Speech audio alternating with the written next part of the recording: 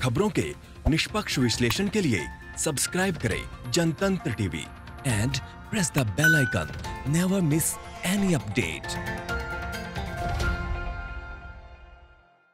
Delhi NCR में हवा की क्वालिटी लगातार बद से बदतर होती जा रही है। यहां कई इलाके ऐसे हैं जहां हवा ज्यादा खराब होने के कारण लोगों को सांस लेने में भी परेशानी हो रही है। दिल्ली में आज सुबह प्रदूषण का स्तर बेहद खराब श्रेणी पर पहुंच गया और आने वाले 2 दिनों में इसके और खराब होने की संभावना है। हालांकि एनसीआर में के बाकी 10 शहरों की हालत भी बेहद खराब है। दिल्ली में एयर क्वालिटी इंडेक्स उच्चतम स्तर पर पहुंच गया है। आज रोहिणी इलाके में 391 रिकॉर्ड किया गया, क्योंकि ये एयर क्वालिटी इंडेक्स 301 और 400 के बीच है, इसीलिए हवा की क्वालिटी को बेहद खराब लेवल में पाया गया है। भारत मौसम विज्ञान विभाग ने अनुमान जताया है कि PM 10 और PM 2.5 में बढ़ोतरी के साथ एयर क्वालिटी इंडेक्स और खराब होगी। दिल्ली प्रदूषण कंट्रोल कमेटी ने आज सुबह जारी किए गए आंकड़ों के मुताबिक दिल्ली के रोहिणी में एयर क्वालिटी इंडेक्स का स्तर 391 पाया गया। वहीं द्वारका में 390, आनंद विहार में 387 और आर के पुरम में 333 रहा। तो 4 तस्वीरें हम आपको दिल्ली एनसीआर की दिखा रहे हैं। पहली तस्वीर दिल्ली की है, दूसरी नोएडा की और तीसरी तस्वीर गुरुग्राम की। चौथी तस्वीर हम आपको फरीदाबाद की दिखा रहे हैं। चारों तस्वीरों में आप देख सकते हैं कि सुबह किस तरह से धुंध रहता है हवा में। और एयर क्वालिटी इंडेक्स की अगर हम बात करें, लगातार बढ़ता जा रहा है। सांस लेने में लोगों को दिक्कत हो रही है। पिछले कुछ दिनों से इसी तरह की तस्वीरें दिल्ली एनसीआर के इलाकों से देखने को मिल रही हैं और आगे भी इस तरह के हालात अभी रहने वाले हैं। तो हर साल दिल्ली के आसपास के राज्यों में पराली जलाई जाती है, जिससे दिल्ली का प्रदूषण अपने सामान्य स्तर से कहीं ज्यादा बढ़ जाता है। इस साल भी दिल्ली से सटे राज्यों में किसान पराली जला रहे हैं। हालात लगातार बद से बदतर होते जा रहे हैं। ये रिपोर्ट देखिए।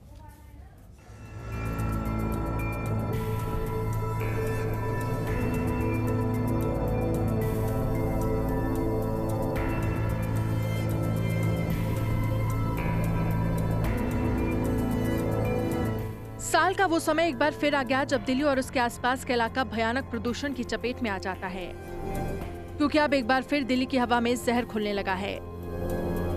दिल्ली एनसीआर में बढ़ते प्रदूषण से लगातार सांसों का संकट गहराता जा रहा है। दिल्ली एनसीआर के लोगों की सुबह धुंध के साथ हुई। इसके साथ ही दिल्ली की हवा भी खराब श्रेणी में बनी हुई है। ग्रेटर नोएडा एक बार फिर देश का दूसरा सबसे प्रदूषित शहर रहा। यहाँ वायु गुणवत्ता सूचकांक 328 दर्ज किया गया। वहीं नोएडा में एयर क्वालिटी इंडेक्स 308 दर्ज किया गया। हवा चलने के कारण पिछले 4 दिन तक नोएडा और ग्रेटर नोएडा की हवा में सुधार हुआ था, लेकिन आज फिर पहले जैसे हालात हो गए। वहीं दिल्ली में शाम 6 बजे वायु गुणवत्ता सूचकांक 306 दर्ज किया गया। इस सीजन में अब तक दूसरी बार दिल्ली की गुणवत्ता बेहद खराब हुई है। System of air quality and weather forecasting and research का पूर्वानुमान है कि अगले 2 दिनों में हवा की गुणवत्ता का स्तर बेहद खराब होगा। हालांकि इसके बाद हवा की चाल बढ़ने से सुधार आ सकता है। सफर का आकलन है कि सुबह तक दिल्ली में हवा की गुणवत्ता खराब स्तर में ही रही।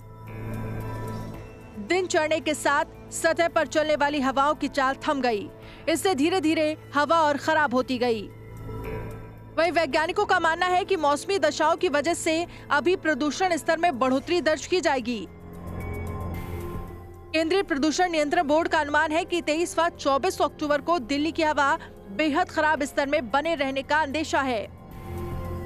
लेकिन सवाल यही है कि भले ही सरकार प्रदूषण को कंट्रोल करने की पुरजोर कोशिश कर रही हो, लेकिन स्थिति जस की तस बनी हुई है। सवाल ये भी है कि प्रदूषण को कंट्रोल करने वाले सभी कदम समय से पहले क्यों नहीं उठाए जाते? आखिर क्यों दिल्ली के दम घुटने का इंतजार किया जाता है? ब्यूरो रिपोर्ट, जनतंत्र टीवी।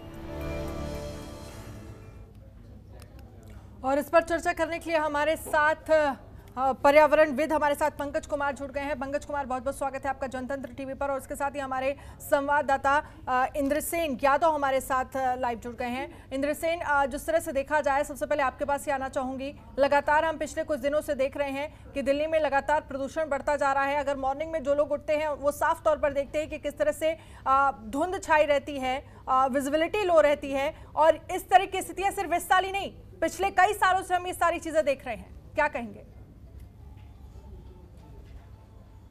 बिल्कुल अनन्या, देखिए साफ तौर से अगर हम बात करें तो ये कोई ऐसा नहीं है कि इस साल ही इतना ज़्यादा पॉल्यूशन देखने को मिल रहा है। हर साल की सिचुएशन राजधानी दिल्ली या फिर हम नोएडा की बात करें, फरीदाबाद की बात करें या फिर आसपास के इलाकों की बात करें, तो हर साल इसी तरह की जो सिचुएशन है वो हर साल रिपीट होती है। और अगर हम आज के हालात की बात करें अनन्या, तो आज जो एयर क्वालिटी इंडेक्स है वो 391 के बीच में आंका गया है। और सबसे बड़ी बात यह है कि ये और भी आने वाले 2 दिनों में और ज़्यादा बढ़ सकता है। और सबसे खतरनाक स्थिति में इस वक्त एयर क्वालिटी इंडेक्स आंका गया है। तो कहीं ना कहीं सिचुएशन दिन पर दिन खराब होती जा रही है। लेकिन अगर हम बात करें राजधानी दिल्ली की, तो कहीं ना कहीं एनजीटी ने, सुप्रीम कोर्ट ने भी जो पराली किसान जलाते थे उस पर रोक लगाई थी और कई बार जुर्माना भी लगाया गया था। और इसको लेकर अनन्या, आपने और हमने भी देखा होगा, पिछले साल इसको लेकर सुप्रीम कोर्ट ने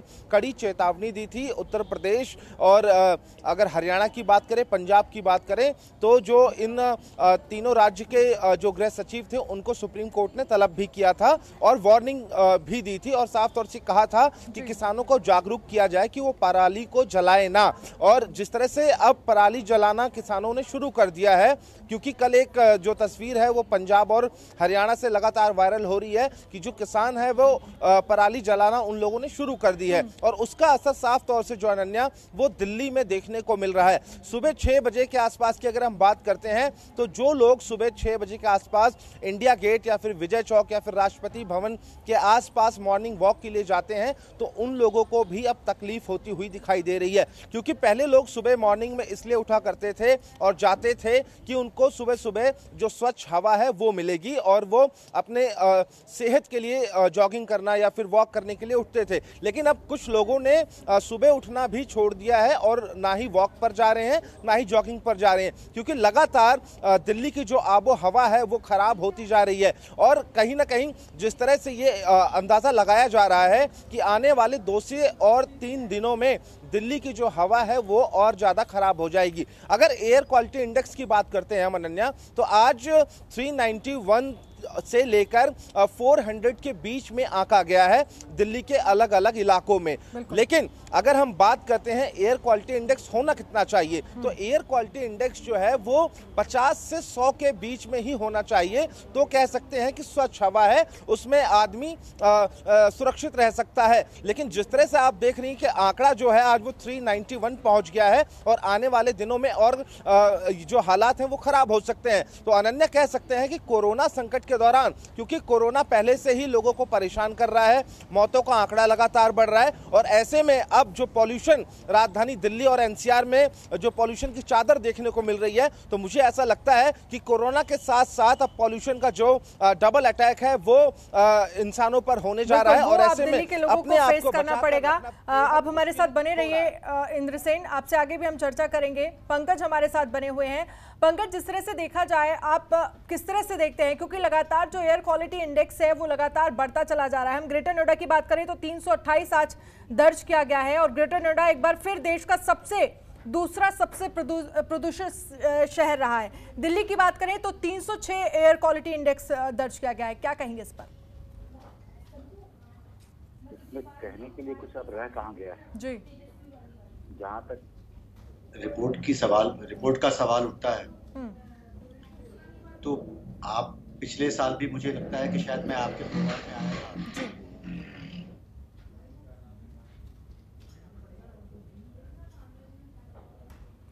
मेरी आवाज आ रही है? जी जी, बोलिए बोलिए। मैं कह रहा हूँ कि ये तो साल दर साल पिछले 8-10 वर्षों से इसी तरीके से हर साल जब अक्टूबर का महीना आता है और जनवरी तक या मिड फरवरी तक ऐसे ही रहता है। ये समस्या अभी तो सबसे आश्चर्य की बात यह है कि ये पूरी तरह से लॉकडाउन खुला नहीं, तमाम गाड़ियां या सड़कों पर उस तरह से जो वाहनों का आना जाना होता है उस तरीके से नहीं हो रहा है। तभी भी अक्टूबर के महीने में हम इस जगह पर पहुंच चुके। तो आप सोचिए कि दिसंबर जनवरी आते आते तक में क्या हालत होगी और कैसे हालात। सरकारें पूरी तरह से वाकिफ हैं कि इस पीरियड में जो 3 से 3.5 महीने या मैक्सिमम 4 महीने की जो समस्या रहती है ना, वो हर साल आनी ही आनी। ये किसी एक सरकार के काम से ये संभव नहीं है। बिल्कुल बिल्कुल। इसमें जब तक कि राज्य और केंद्र की सरकारें मिलकर इस समस्या का कोई दीर्घकालिक समाधान नहीं ढूंढेंगे, तो आप ऑड इवन कर लें, कुछ समय के लिए किसानों को आप फाइन लगा दें पराली जलाने पर, या कोई छोटी मोटी छिड़काव की व्यवस्था करें, ये सारे वो सब हैं जो किसी घटना के होने के बाद किए जाते हैं। घटना ना हो इस उपाय करनी चाहिए। अभी तक पिछले वर्षों से लेकर के मैं तो पिछले 10 वर्षों का अगर हम आंकड़ा दें तो मुझे कोई भी ठोस प्रयास राज्य या केंद्र सरकारों की तरफ से नहीं दिखता है कि इस समस्या को एक समाधान, इस समस्या को एक बड़ी समस्या के रूप में देखें, जबकि सरकार इस बात से वाकिफ है कि सिर्फ सांस लेने की बीमारी के नाम पर ही हमारे देश का कितना बड़ा जीडीपी का हिस्सा जो है या लोगों की आमदनी का कितना बड़ा हिस्सा जो है इसमें खर्च होता है। तो अगर इस पर अब भी कोई चिंता नहीं की जाएगी तो मुझे नहीं लगता कि कब सरकार जागेगी, कब समाज उसके खिलाफ खड़ा होगा, कब क्या होगा, ये तो आने वाला समय ही बताएगा। ठीक है पंकज जी, आप हमारे साथ बने रहिए, आगे भी हम आपसे चर्चा करेंगे। इंद्रसेन हमारे संवाददाता भी हमारे साथ बने हुए हैं। हर साल लगभग इसी तरह की समस्या दिल्ली के सामने, दिल्ली के लोगों के सामने, दिल्ली एनसीआर के सामने होती है, लेकिन सरकार की तरफ से जो तमाम इंतजाम किए जाते हैं वो धरातल पर कितने कारगर होते हैं ये हम सब जानते हैं। हमारे साथ पंकज कुमार बने हुए हैं, पर्यावरणविद, हम इस पर चर्चा करने के लिए।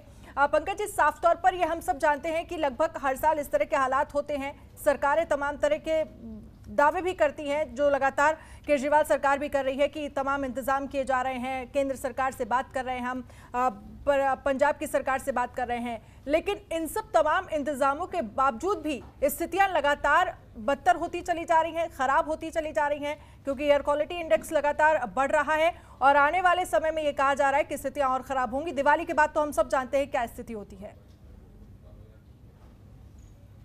मैंने पहले भी कहा कि जो घटनाएं अभी आप बता रही, इसका विकराल रूप सरकार को भी पता है कि इसका विकराल रूप अभी आने वाला है, ये आया नहीं। दिवाली के बाद या दिवाली के आसपास से लेकर पूरी जनवरी के महीने में इसका विकराल रूप दिखाई देगा। मैं यही बात मैं कहना चाहता हूँ कि सरकार को ये बात पता होती है कि इस महीने में, या पता है इस महीने में या इस पीरियड में हमें इस समस्या से जूझना पड़ता है जी।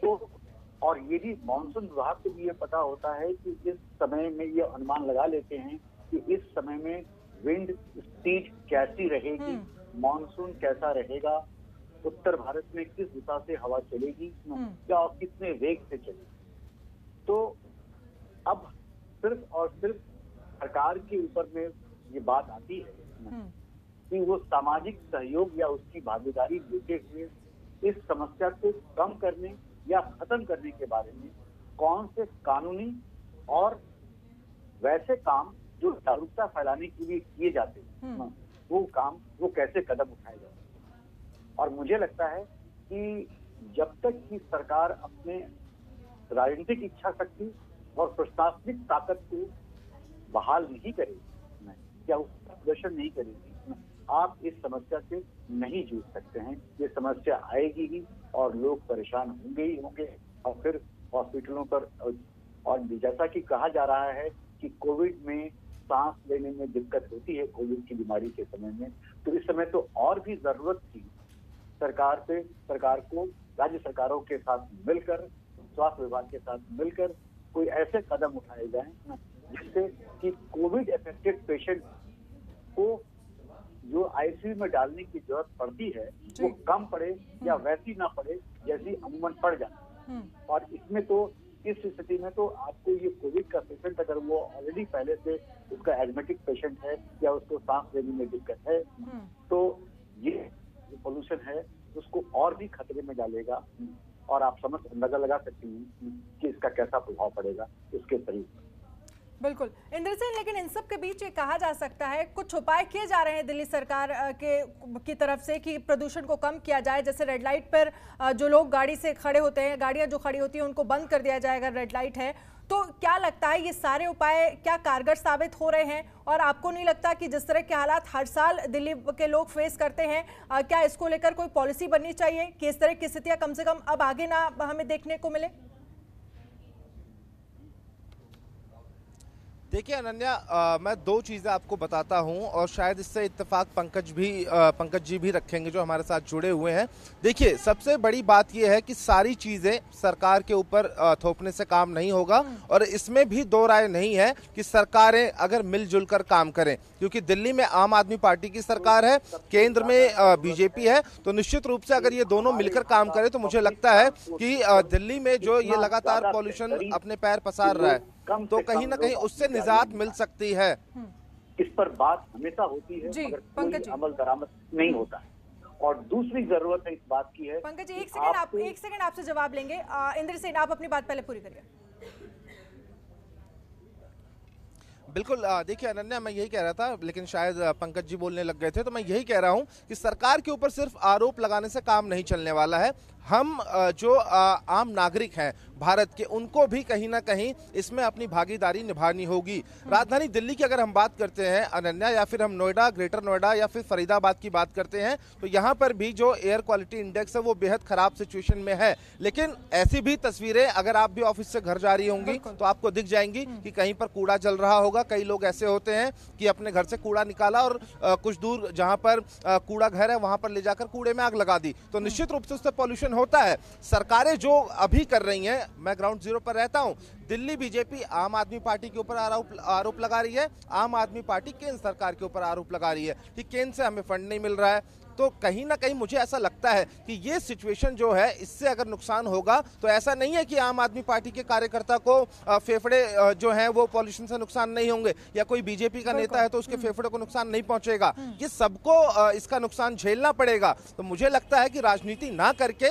इस पूरे मुद्दे पर एक अच्छी सी पॉलिसी बनानी चाहिए और उस पॉलिसी के तहत पॉल्यूशन को लेकर काम करना चाहिए। जैसा कि पंकज जी अभी कह रहे थे कि आने वाले जो और अगले साल हैं, ये हालात दिन पर दिन अनन्या लगातार खराब होते रहेंगे। स्मॉग टावर बनाने की राजधानी दिल्ली में बात हो रही थी। पिछले 3 साल से जो अरविंद केजरीवाल हैं वो दिल्ली के मुख्यमंत्री हैं, लेकिन अब तक स्मॉग टावर बनके तैयार नहीं हो पाया है। किसान लगातार पराली जला रहे हैं। एनजीटी ने भी उपाय नहीं निकाला गया कि पराली जलाने को लेकर कुछ उपाय, उनके सामने कोई चीजें रखी जानी चाहिए कि किस तरह से पराली को जलाया जाए, क्योंकि इसको लेकर भी कई तरह की पहल की जा रही थी सरकार की तरफ से। पंकज जी अपनी बात पूरी करिए, क्या कहना चाहते हैं आप? मैं कह रहा था कि ये सारे उपाय जो हैं वो तात्कालिक उपाय हैं जिनसे कोई खास रिलीफ नहीं है। समस्या हर साल आपके दरवाजे पर दस्तक देगी। हम बड़े बड़े नेताओं के द्वारा दिल्ली को कोई शंघाई बना रहा होता है, कोई सिंगापुर बना रहा होता है। इसे कुछ बनाने की जरूरत नहीं है। जैसा था वैसा भी रहने दिया जाए तो भी कम बड़ा एहसान नहीं होगा इस शहर को। मगर जरूरत इस बात की है कि हमारे इस दिल्ली के फैलते हुए दिल्ली और उसके एनसीआर को देखते हुए पब्लिक ट्रांसपोर्ट सिस्टम को एफिशिएंट बनाना होगा कि लोग अपनी व्हीकल्स को निकालने के बजाय पब्लिक ट्रांसपोर्ट पर रिलाई करें। उसके लिए वो सुरक्षित भी होना चाहिए, उसमें साफ सफाई भी होनी चाहिए और साथ ही साथ उसमें टाइमिंग का भी ख्याल रखना पड़ेगा। बहुत सी तरह की चीजें हैं जिसको ध्यान में रखा जाएगा और ये बड़ी बात नहीं है। ऐसा नहीं है कि असंभव नहीं है, ये संभव है, मगर ये मेरे समझ से बाहर है कि तमाम राज्य सरकारें या केंद्र सरकारें, पूरे एनसीआर के अंदर में तीन सरकारें आ जाती हैं केंद्र को छोड़ देते। तो एक हरियाणा की सरकार आ जाती है, एक उत्तर प्रदेश की सरकार आ जाती है, एक दिल्ली की सरकार अपनी आ जाती है और साथ साथ राजस्थान की सरकार भी अब आ जाती है। उसके भी कुछ इलाके एनसीआर में जोड़ दिए गए हैं। तो ये तमाम 3-4 राज्यों को कुछ एक छोटे से इलाके को एक तरीके से एफिशिएंट बनाना है ट्रांसपोर्ट सिस्टम से, क्योंकि अक्सर ये दावा किया जाता है कि पोल्यूशन का जो मेजर कंट्रीब्यूशन है वो गाड़ियों से आ रहा है। जी। ब्लेम हमेशा कर दिया जाता है कि गाड़ियों से आ रहा है, ट्रकों से आ रहा है, इससे आ रहा है, उससे आ रहा है, मगर हम उसके लिए कर क्या रहे हैं? जबकि ऐसा नहीं है। पोल्यूशन के कंट्रीब्यूशन में जो एनसीआर के में जो फैक्ट्रियां हैं उनका भी एक परफेक्ट योगदान है। मगर आप फैक्ट्रियों को चिन्हित कर सकते हैं कि ये इस इलाके में लगा है। मगर जब तक उस ट्रांसपोर्ट को जिसको आप ब्लेम कर रहे हैं उसके लिए एक ऑल्टरनेटिव व्यवस्था नहीं करेंगे, आप बाकी चीजों को एफिशिएंट नहीं बनाएंगे, तो लोग इतने बड़े शहर में लोग मूव करेंगे। ठीक है तो सर, पंकज जी हमारे पास समय की कमी है, बहुत बहुत शुक्रिया हमसे बातचीत करने के लिए। इंद्र सेन हमारे साथ जुड़े थे, आपका भी बहुत बहुत शुक्रिया। तो साफ तौर पर जिस तरह से हालात अभी बने हुए हैं, आने वाले समय में दिवाली के बाद स्थितियां और खराब होंगी, लेकिन इन सब के बीच सरकार को इस पर सोचने की जरूरत है कि आखिरकार प्रदूषण कम करने के लिए क्या कुछ उपाय किए जाए, कोई पॉलिसी बनानी चाहिए।